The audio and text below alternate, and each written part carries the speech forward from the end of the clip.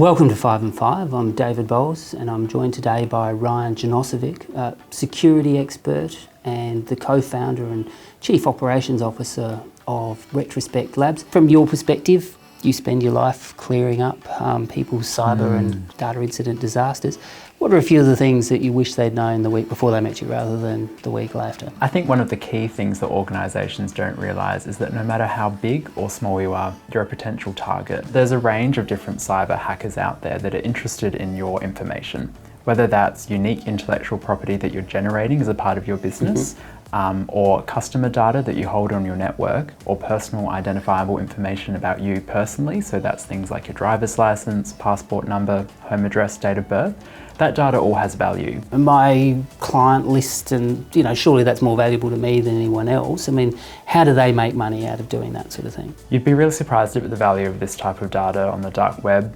Things like client lists give an excellent indication for actors to use for ongoing targeting of other networks that they might be interested in. So they can use social media to then generate these kind of targeting lists, make their phishing more tailored and more realistic to you, even co-opting legitimate transactions, legitimate email exchanges and things like that. So it's all about making that transaction seem more legitimate. A complete set of credit card data at the moment goes for around $12 on the dark web. So that's the cardholder name, CCV, expiry date, and card number itself. So you can understand that if you've got a cyber criminal out there stealing thousands of these credit card numbers on a daily basis, that's a very profitable business model for them. Yep. And of course, they're not paying tax, so it's even more profitable.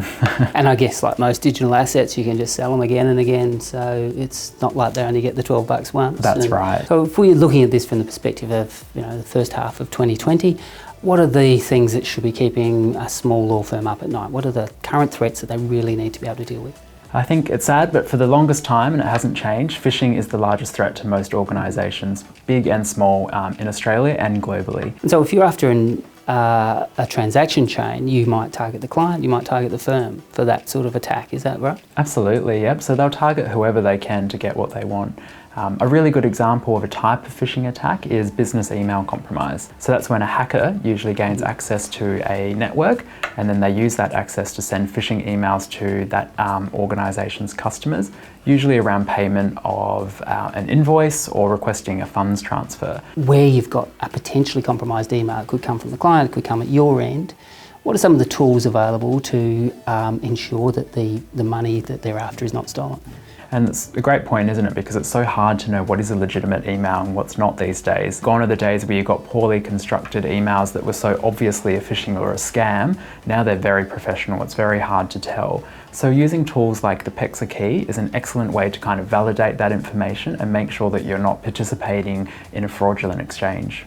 So that's a more secure communication system where you can exchange bank account information and the client can tell you where to send the money, is that correct? That's exactly right, yep. So removing any doubt. In cyber, we often talk about layers of security, and I think the PEXA key is an excellent example of an additional layer of security that organisations can put in place. The way the Queensland Law Society materials set that out, we call it 3 legs on the tripod. You've got the people, you've got the process, and you've got the technology. So people is about training, about having policies, but more importantly making sure that people are following them, because how many of us just sort of click through our acceptable use policy on the computer? That's exactly right. Or we've got long elaborate policies off in HR somewhere but no one knows what the hell they are or follows them. So that's the people. The process is making sure that you've analysed your systems, you've looked for the weak points and you put into place some reasonable sort of steps that people can follow. And then you've got the technology. Technological steps might be, as you say, the layers don't have to be expensive. You've got PEXA key, which is free. You've got multi-factor authentication, which can be one of the cheapest, best returns for value that you can find. And you've also got password managers. I guess that just shows you the importance of piecing all of those things together, and not one thing in isolation can stop a cyber attack. That's it for 5 and 5. Thank you very much for joining us, and we look forward to seeing you next time.